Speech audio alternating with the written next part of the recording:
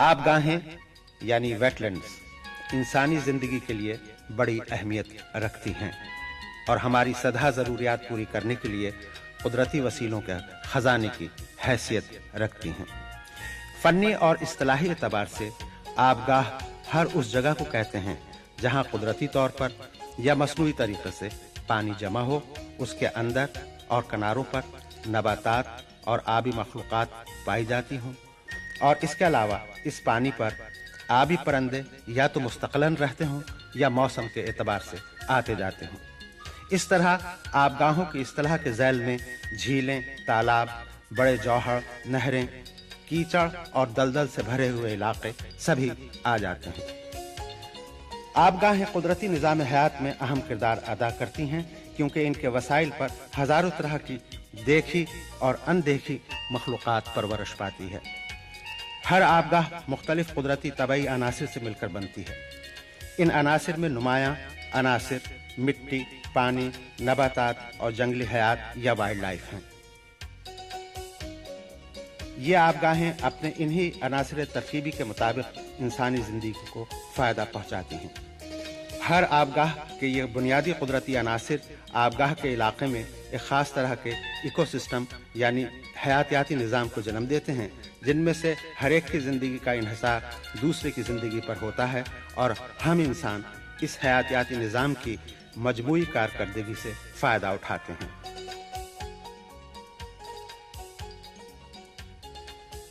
गो के गुज़श्ता 50 साल के दौरान पाकिस्तान की कई कुदरती आबगाहें आबादकारी और ज़राअत के लिए खुश्क कर दी गईं, लेकिन अब भी पाकिस्तान में आबगाहों के इन कुदरती ख़जानों की कोई कमी नहीं है।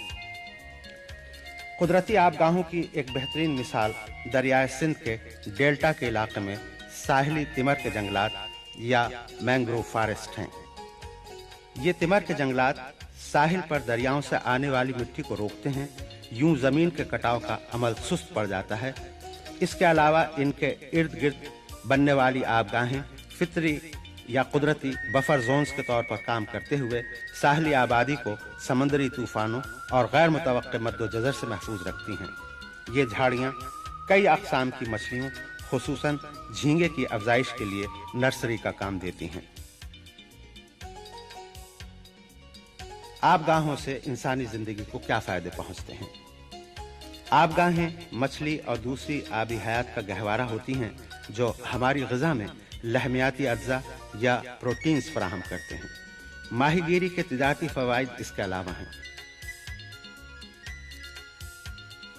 हर आबगाह के अंदर या बाहर तरह तरह की खुदरौ आबी और खुश्की की नबातात उगाती है, जिस पर हज़ारों तरह के जानवरों, परिंदों, कीड़े मकोड़ों और माल मवेशी का गुजारा होता है। इस नबातात का आसपास के इलाकों की आब हवा पर बड़ा खुशगवार असर पड़ता है। फिर ये नबातात रोजगार की फराहमी के अलावा कई और इंसानी ज़रूरियात भी पूरी करती है। बहुत सी आबगाहें आबपाशी के लिए पानी फराहम करती हैं और इनमें कई तरह की सब्जियां, फल और मेवे भी काश्त किए जाते हैं। ये आबगाहें सैलाब के ज़माने में पानी की तेज़ी को रोककर सैलाबी क़ुव्वत को कम कर देती हैं। इसके अलावा इसकी स्पंज जैसी दलदली ज़मीन पानी को फिल्टर कर देती है यानी निथार देती है। खुश्क मौसम में ये पानी की ज़ख़ीरा गाहें बन जाती हैं। इनसे ज़ेर ज़मीन पानी की सतह बढ़ जाती है, यूं हमारे कुएं पानी से लबरेज हो जाते हैं। इन आबगाहों के चंद पौधे मसलन वाटर हाइसिंथ या आबी इश्क़ पेचां आलूदा पानी को साफ करने में अहम किरदार अदा करते हैं। ये पौधा पानी से 77% सीसा यानी लेड जज़्ब कर लेता है। इसके अलावा ये कई दीगर भारी धातु के अज्जा को भी जज़्ब करने की सलाहियत रखता है। आबगाहों के करीब पाए जाने वाले हैवानात और नबातात की सेहत से इस इलाके के माहौलियाती हालात का जायजा और अंदाज़ा लिया जा सकता है।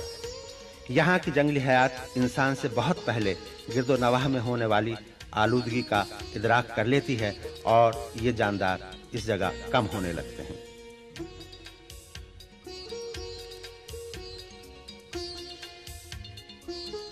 आबगाहों की वजह से कई मसाइल भी जन्म लेते हैं। مثلا کچھ آبی پرندے کھیتوں کو نقصان پہنچانے کا سبب بنتے ہیں اور بہت سی بیماریوں کے جراثیم اور کیڑے مکوڑوں کو اپنے پروں میں لیے پھرتے ہیں اور انہیں مختلف فصلوں، پودوں اور جانداروں تک پہنچا دیتے ہیں۔ لیکن اگر تجزیہ کیا جائے تو آبگاہوں کے نقصانات فوائد کے مقابلے میں کچھ بھی نہیں ہیں۔ ملک کے مختلف علاقوں میں سرکاری ملکیت کی آبگاہوں کو گیم ریزروز یا وائلڈ لائف سینکچریز کی حیثیت سے قانونی تحفظ فراہم کیا گیا ہے۔ ان آبگاہوں کو قانونی تحفظ دینے کی کارروائی وائلڈ لائف انکوائری کمیٹی کی سفارشات پر مشتمل رپورٹ پیش ہونے کے نتیجے میں کی گئی۔ یہ کمیٹی 1968 میں قائم کی گئی تھی۔ اس رپورٹ کی روشنی میں 1972 میں صوبہ سندھ اور اس کے بعد پنجاب میں، 1974 میں بلوچستان اور 1975 میں صوبہ سرحد میں وائلڈ لائف ایکٹ نافذ کیے گئے۔ آبگاہوں کو قانونی تحفظ دینے یا ان کو سینکچریز قرار دینے کا مطلب یہ ہوتا ہے کہ وہاں ہر طرح کے شکار، ماہی گیری یا کسی بھی ایسی کارروائی کو قانوناً جرم قرار دے دیا جاتا ہے جس سے آبگاہ میں جنگلی حیات کا وجود، رہن سہن، آمد و رفت یا افزائش نسل میں رکاوٹ پیدا ہو۔ اسی طرح ان علاقوں میں قدرتی نباتات، درختوں، جھاڑیوں اور گھاس وغیرہ کو غیر ضروری طور پر یا تجارتی استعمال کے لیے کاٹنے اور اجاڑنے کی ممانعت کر دی جاتی ہے۔ اس طرح کا تحفظ دینے کا سب سے بڑا فائدہ یہ ہے کہ محفوظ آبگاہوں میں جو آبی اور جنگلی حیات پرورش پاتی ہے وہ جب آس پاس کے ایسے علاقوں میں پہنچتی ہے جہاں اس کو پکڑنے یا شکار کرنے کی اجازت ہو تو ان قدرتی وسیلوں سے بھرپور فائدہ اٹھایا جا سکتا ہے۔ اگر قانونی تحفظ کے ذریعے جنگلی اور آبی حیات کی افزائش نسل نہ کی جائے تو پورا ملک ان کے فائدوں سے محروم ہو سکتا ہے۔ ان قوانین کے مطابق پاکستان میں تقریباً 26 آبگاہوں کو تحفظ دیا گیا اور ان کو وائلڈ لائف سینکچریز کی حیثیت دی گئی ہے۔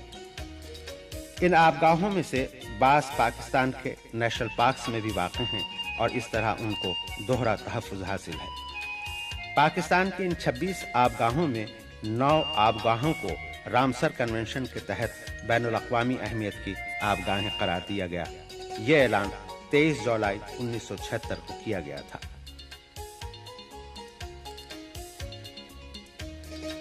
موسم سرما میں جب دنیا کے شمالی علاقے برف سے ڈھک جاتے ہیں تو کروڑوں آبی پرندے جنوب کے گرم علاقوں کی طرف ہجرت کرتے ہیں۔ شمالی سرد علاقوں سے جنوبی دنیا کے گرم علاقوں تک پہنچنے کے دنیا میں بہت سے راستے ہیں اور انہی مقررہ راستوں میں سب سے مشہور راستہ انڈس فلائی وے یا گرین روٹ یعنی شاہراہ خضرا ہے جو پاکستان سے گزرتا ہے۔ یہ راستہ پاکستان کی انہی آبگاہوں کی وجہ سے بنا ہے جو شمالی پاکستان سے جنوبی ریگستانوں تک میں موجود ہیں۔ ہمارے یہاں ان کے لیے آرام کرنے کی جگہ بھی ہے، ان کی من پسند غذائیں بھی ہیں اور چمکیلے سورج کی حرارت بھی۔ ہزاروں لاکھوں سال سے لاکھوں کروڑوں آبی پرندے اپنی جبلت کے تحت اسی راستے پر پرواز کرتے اور راستے کی آبگاہوں میں آرام کرتے ہوئے جنوبی ایشیا کے دور دراز علاقوں تک پھیل جاتے ہیں۔ یہ پرندے موسم گرما کا آغاز ہوتے ہی اسی راستے سے واپس جاتے ہیں۔ رامسر سائٹس میں شامل کی جانے والی پاکستان کی 9 آبگاہوں میں سے 5 آبگاہیں صوبہ سرحد میں واقع ہیں۔ ان بین الاقوامی اہمیت کی آبگاہوں کا انتظام محکمہ تحفظ جنگلی حیات صوبہ سرحد کرتا ہے۔ سائبیریا سے پرواز کرنے والے آبی پرندے ہمارے یہاں سب سے پہلے شمالی کوہستان میں داخل ہوتے ہیں اور پھر میدانی علاقوں میں پہنچتے ہیں۔ صوبہ سرحد کے ضلع بنوں میں 2 آبگاہیں تھانے دار والا اور مالو گل ڈھنڈ ساری دنیا میں مشہور ہیں اور ان کو رامسر سائٹس میں شامل کیا گیا ہے۔ یہاں طرح طرح کی مرغابیوں کے علاوہ کئی قسم کے سارس اور کونجھیں بھی آتی ہیں۔ ان میں سائبیریا کی سفید کونج بھی شامل ہے جس کی نسل اب ختم ہوتی جا رہی ہے۔ صوبہ سرحد کے ان علاقوں میں کونج کو زندہ پکڑنا ایک قدیم مشغلہ ہے۔ شکاری پالتو کونجوں کے پر کاٹ کر ایک جگہ چھوڑ دیتے ہیں اور گھات لگا کر بیٹھ جاتے ہیں۔ اس راستے سے گزرنے والی کونجیں ان پالتو کونجوں کو دیکھ کر ان کے قریب اترنے لگتی ہیں تو جھاڑیوں میں چھپے شکاری ان پر لنگر ڈال کر گرا لیتے ہیں۔ اس کے علاوہ ان کا شکار بندوقوں کے ذریعے بھی کیا جاتا تھا۔ شکار کی وجہ سے کونجوں کا مستقبل خطرے میں ہے، اسے تحفظ دینے کے لیے ان کے بندوق سے شکار پر مکمل پابندی لگا دی گئی ہے، جبکہ زندہ کونج پکڑنے کے لیے لائسنس فیس میں اضافہ کر دیا گیا ہے۔ متعلقہ محکمے کونج کو شکار سے بچانے کے لیے ہر دم مستعد نظر آتے ہیں۔ اس کے علاوہ سرکاری سطح پر بھی انہیں تحفظ دینے کے لیے کئی کارروائیاں کی گئی ہیں، جن میں سے ایک یہ ہے کہ بڑے بڑے کھلے پنجروں میں چند پالتو کونجیں رکھ دی جاتی ہیں تاکہ ان کو دیکھ کر ان کی ہم نسل کونجیں ذرا دیر ٹھہر کر آرام کر لیں اور انہیں کوئی شکار نہ کر سکے۔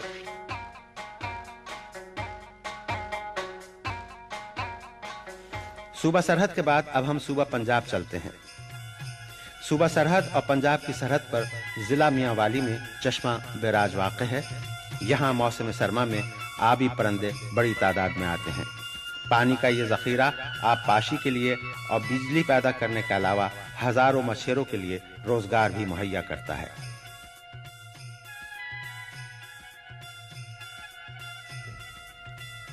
میاں والی میں ایک اور جانی پہچانی آبگاہ نمل جھیل ہے۔ نمل جھیل اتھلے اور کھارے پانی کی جھیل ہے جو ٹھک پہاڑ کے دامن میں واقع ہے۔ اس جھیل میں کوہستان نمک کے مختلف پہاڑی چشموں کا پانی آتا ہے۔ یہاں آنے والے پرندوں میں مرغابیاں، کوٹس، سارس، کونجیں خاص طور پر قابل ذکر ہیں۔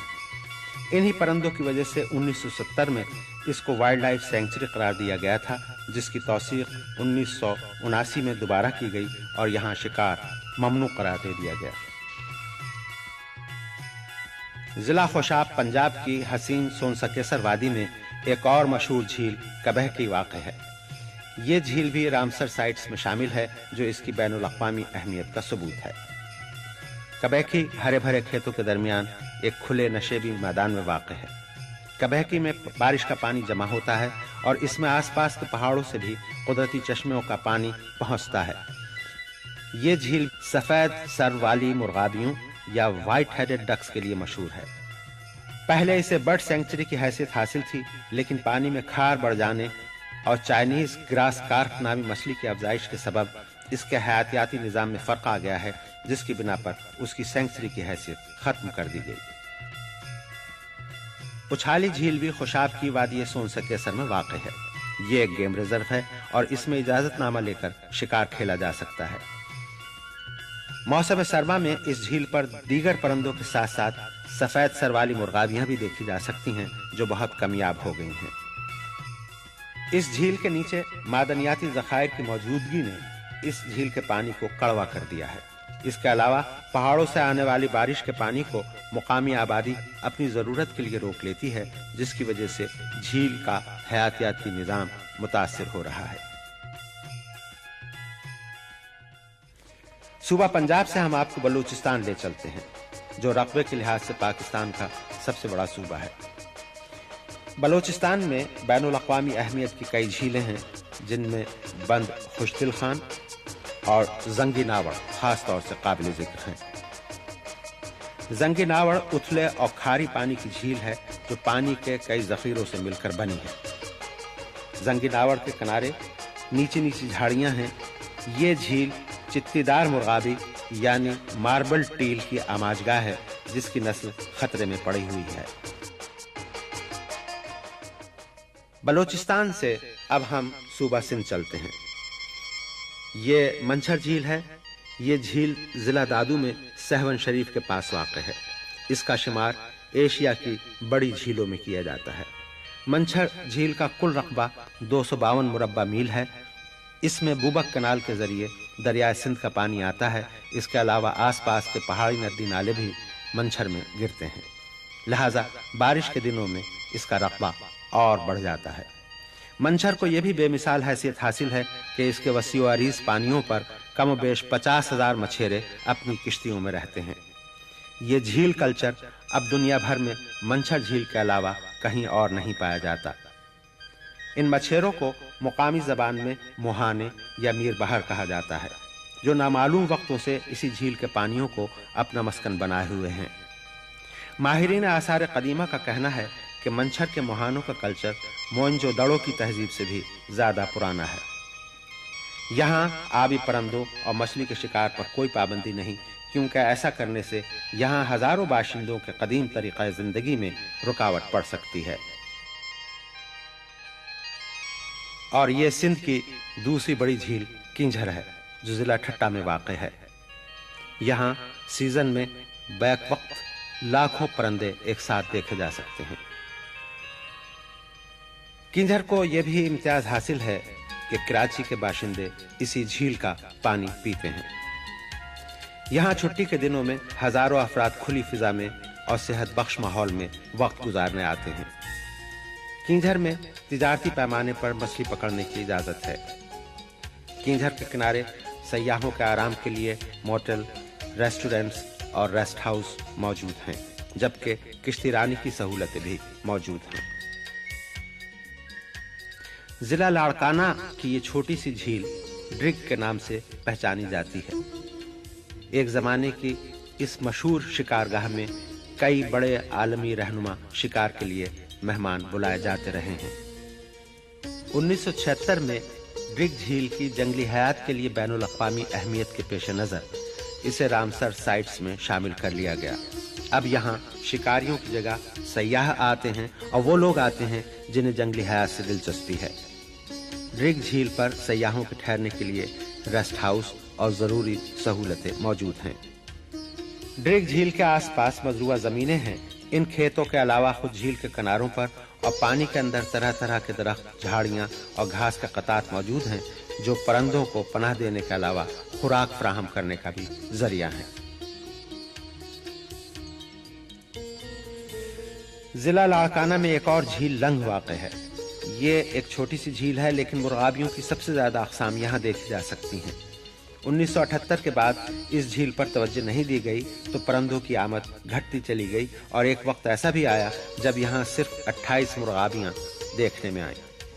अब इस पर सूबा सिंध के महकमा जंगली हयात ने काम करके इसकी पुरानी हैसियत बहाल कर दी है। ट्यूबवेल की मदद से दिन रात झील में पानी छोड़ा जाता है। रेस्ट हाउस और हाइड आउट्स सयाहों के लिए इजाफी सहूलतें हैं। यूं तो सिंध में हजारों मारूफ और मशहूर झीलें हैं, लेकिन ऐसी झीलों की तादाद भी बहुत ज्यादा है जो मशहूर नहीं है। यही वजह है कि मौसम सरमा में पाकिस्तान आने वाली हर 100 मुर्गाबियों में से 70 मुर्गाबियां सिंध की झीलों में आती हैं। सिंध की मशहूर झीलों में कराची के पास ठट्टे के जिले में हालेजी झील सारी दुनिया में मशहूर है। हालेजी किंझर की तरह न सिर्फ कराची को पीने का पानी फराहम करती है, बल्कि पाकिस्तान स्टील को भी पानी पहुंचाने के लिए इसी झील से एक नहर निकाली गई है। इस झील को पाकिस्तान में जंगली हयात के एक अहम और मुमताज मरकज की हैसियत हासिल रही है। हालेजी का कुल रकबा 1074 हेक्टेयर्स है। ये पानी का एक तकरीबन चौकोर हौज है, जिसके किनारों पर पत्थरों और मिट्टी से पुश्ताबंदी की गई है। वक्त गुजरने के साथ यहाँ आबी परिंदों की आमद-ओ-रफ्त बढ़ती गई और खुद यहाँ के मुकामी आबी और खुश्की के परिंदों ने हालेजी को अपना घर बना लिया। हालेजी में आबी परिंदों का मुशाहिदा करने और इनके बारे में साइंसी तहकीकात के लिए एक इंफॉर्मेशन सेंटर मौजूद है। हालेजी में आबी परिंदों के अलावा बाज नायाब जंगली जानवरों की अफजाइश नस्ल के इंतजामात भी मौजूद हैं। कराची से करीब होने की वजह से यहाँ भी सयाहों की एक बड़ी तादाद आती है और खुसूसन छुट्टी के दिनों में हालेजी के किनारों पर हजारों लोगों को बैक वक्त देखा जा सकता है। हालेजी को पानी की फराहमी का एक जरिया बनाने और चंद दीगर असबाब की वजह से इसका कुदरती हयातियाती निज़ाम मुतासिर हो रहा है और इसकी आबी नबातात कम हो रही है। यही सबब है कि मुर्गाबी की कई अक़साम की आमद यहाँ कम होती जा रही है। पाकिस्तान की आबगाहें अपनी जंगली हयात के अलावा अपने दिलफरेब हुस्न के लिए भी दुनिया भर में मशहूर हैं। सैफुल मुलूक और बदियुल जमाल की हसीन लोक दास्तान को जन्म देने वाली झील सैफुल मुलूक, शिमाली इलाका जात की सतपारा और कचूरा झीलें, कोयटे के करीब हन्ना झील और कलरकहार, जिसके किनारे मुगलिया सल्तनत के बानी शहनशाह बाबर खेमज़न हुए।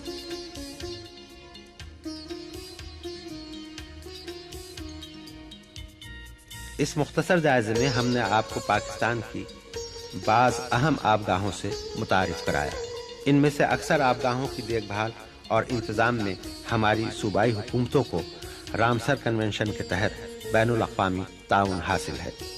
یہ بین الاقوامی تعاون معلومات، تجربے، فنی مہارت، ٹیکنالوجی اور بعض صورتوں میں مالی طور پر بھی فراہم کیا جاتا ہے۔ ان آبگاہوں کے بارے میں بین الاقوامی تعاون کا فلسفہ یہ ہے کہ قدرتی ماحول کی برقراری اور قدرتی نظام حیات کا تحفظ صرف ایک ملک کا نہیں بلکہ ساری دنیا کا مشترکہ مسئلہ ہے۔ آبگاہیں اور ان سے متعلق آب حیات ہمارا عالمی ورثہ ہیں، اور اس عالمی ورثے کو اگر ایک ملک میں نقصان پہنچے گا تو اس کے اثرات دور دور کے ملکوں میں محسوس کیے جائیں گے۔ اس طرح پاکستان کی آبگاہیں پاکستان کے قدرتی نظام حیات کے سلسلے کی اہم کڑی ہیں۔ ان کا تحفظ، ان کا فروغ اور ان کا مناسب انتظام ہمارا قومی فرض ہے۔ یہ پرندے ہمارے مہمان ہیں۔ انہیں رخصت ہوتے وقت یہ پیغام ملنا چاہیے کہ ان کی آئندہ نسلیں جب اسی بین الاقوامی شارع خضرا پر ہمارے یہاں آئیں گی تو انہیں زیادہ خوشگوار ماحول اور تحفظ ملے گا۔